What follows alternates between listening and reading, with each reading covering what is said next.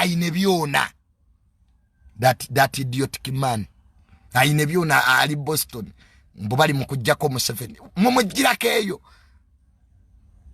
How can you remove a president in another country? America baba bagala okujjako Biden bajja mu Uganda. Nemu abana banopo mwetago kuba emiggo.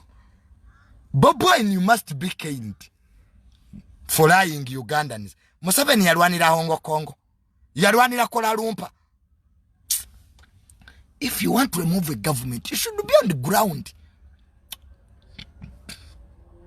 Katujoti ojako tia Museveni in New York.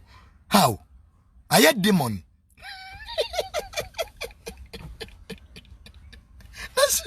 That's why Zeseka. I love for those people. They are in New York that they are removing Museveni. People, are you ghosts? You must be kind. So we don't have an you gotta take no opposition. Bonaba koziba nsimbi.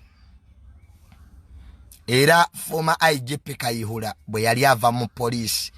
Bakebera list abali bano amafuta ga police ngabo opposition mu abasingako obungi.